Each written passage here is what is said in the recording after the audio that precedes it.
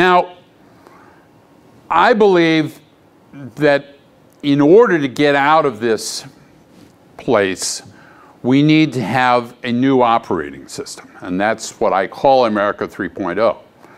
And that government, technology, and innovation can get us out of this problem. Now, my assumptions are that by the day that President Obama takes office, unemployment will be close to 8%, that the Christmas retail season will have been the worst in 25 years, that there will be many more retail bankruptcies past Circuit City, past Linens and things, and all these other ones that are gone out of business already, that more banks will have failed, 3 failed over the weekend, that states and municipalities will still have big problems accessing the credit markets, and that personal credit card defaults and bankruptcies will have climbed even further than they have already. But there is hope. We have tools for this recovery. And the tools are ones that we have discussed in this classroom a lot, such as Moore's Law. One of the things I want to point to is that this is the 50th anniversary of DARPA. DARPA is the Defense Advanced Research Projects Administration. And DARPA was essentially the government's vehicle to create the internet. It was government money, starting in 1958, that created the networked computer and the internet. And what I'm suggesting is that the government is going to have to be the engine of the new innovative economy. Now, we are lucky that we have already built an extraordinary network. We are lucky that today, as opposed to 1958, we actually understand Moore's Law, that the processor speed will double every 24 months.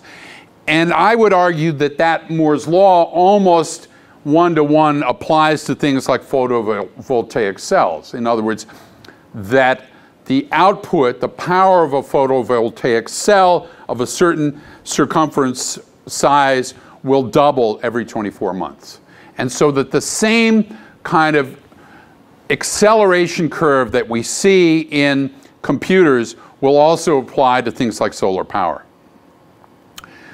John Seely Brown, who is an advisor to the provost of USC and who was the director of Xerox PARC, where the graphic user interface, the Ethernet, and most of the great innovations in the computer revolution says all innovations happen at the edge. And what he really means is that in universities like this is where this new world will take place. Now, one of the cool things about the United States and the way the federal system is set up is that innovation can happen at individual states. Justice Brandeis said it is one of the happy incidents of the federal system that a single courageous state may, if its citizens choose, serve as a laboratory and try novel social and economic experiments without risk to the rest of the country. Now, California has done this in many ways. I mean, just one of the ways is we passed a clean car law 4 years ago that radically changed the standards for automobiles. Now, the Bush administration and the automobile manufacturers have been fighting us for years on that in courts, but my sense is that Obama will let this law go through and stop fighting it, and that will be a sea change, because needless to say, no car company can stop selling into California. They're going to have to sell here. And so we will set the standards, and we will set the standards for appliances and many other things, just in the same way that we created our own stem cell research laws when the federal government blocked stem cell research. So what I want you to do is imagine what the world could be like in 2020. A world that was a US that was energy independent, that had universal health care, that had a radically reduced carbon footprint, that had a highly educated public, and that had a very multilateral foreign policy. So Bill Gross, who I cited before, has said to provide a stable recovery path, government spending needs to fill the gap, not consumption. In other words, this will not be a recovery built on getting people back to the mall, but will be a recovery built on badly needed infrastructure repairs, as well as spending a lot of money on research and development projects at universities like this. That's where the change will come, because we will make the changes by rebuilding our country. Now, R&D plus infrastructure, what would that look like? Well, my sense is the Chinese just announced that they're going to spend $700 billion in the next year and a half on infrastructure. That's approximately 5% of their GDP. So if we would have to spend at least $500 billion a year over 2 years, or close to $1 trillion in 2 years. And that would be funding things like this thin film solar film, or universal broadband, or brand new ways of organizing and building classrooms for schools so that they're schools of the 21st century, not schools of the 19th century.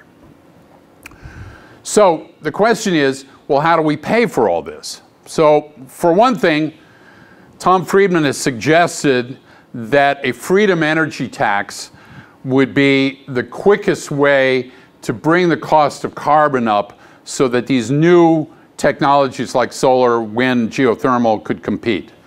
So that freedom energy tax would raise about $146 billion a year in gas taxes, another $170 billion a year in other carbon taxes on coal and other natural gas. 90% of it could flow to the states, and another 10% could sit in a central alternative energy R&D fund.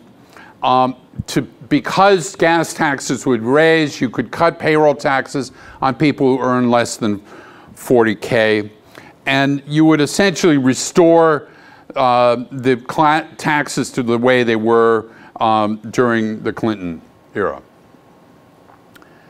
But taxes alone won't be the secret, because we're still going to have to borrow money.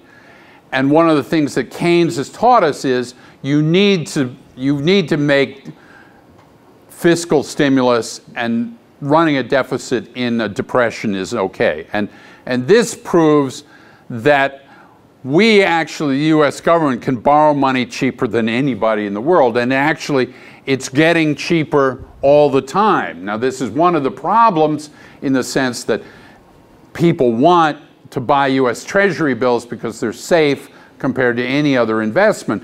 But it does mean that it's incredibly cheap for the US government to borrow money. In fact, you're almost paying the government to take your money if you want a 3-month Treasury bill.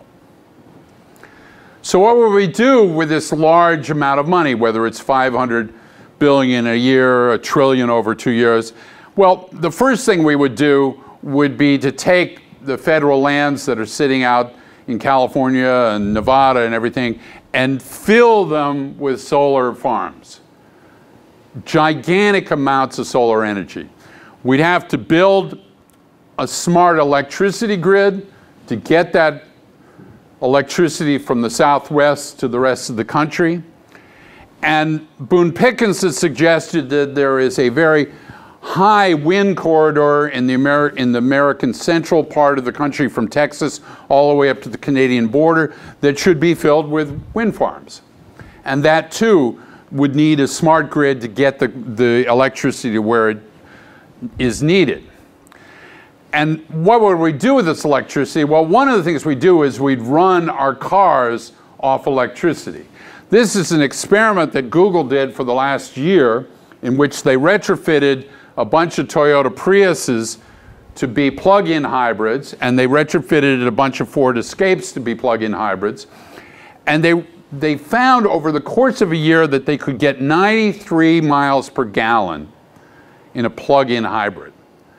So if you could get 93 miles per gallon compared to the 20 miles per gallon for a Toyota Sienna, that is such a radical change and would reduce our energy uses amazingly. We also, as Stuart Brand has pointed out, need to understand that nuclear power will be part of this equation. Because first, it does not put out carbon dioxide, so it doesn't contribute to global warming. And as this plant in France shows, the French have run 72% of their electricity grid on nuclear for 35 years without a single accident. There will be issues about where you put the waste, but the French have solved that. And needless to say, some people are saying that the waste can be recycled in ways. So this is one of the issues we're going to have to look at. Another thing we would need, which a lot of countries have already adopted, is high-speed electric trains. One of the real problems in the United States is that there is an incredibly congested commuter airline system. More than half the flights flying out of LAX are only going less than 2 hours. Well, that's nonsense. A train as fast as French TGV could get to San Francisco in 2 hours, city center to city center, an electric train with very minimal pollution. And there are at least 6 other rail corridors, obviously the Boston to Washington being one, but the Chicago, Detroit, Cleveland being another one, and there's a bunch of them where we could relieve most of the congestion in commuter airlines and have a non-polluting solution. Universal broadband. I've talked about this woman works for JetBlue Airlines, and she works a 4-hour shift in her home.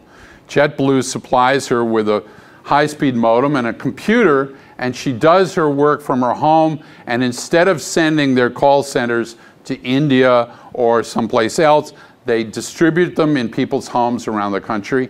And that kind of telecommuting would be an incredible boon to the society, because first place, she doesn't have to get on the road to drive anywhere to go to her work.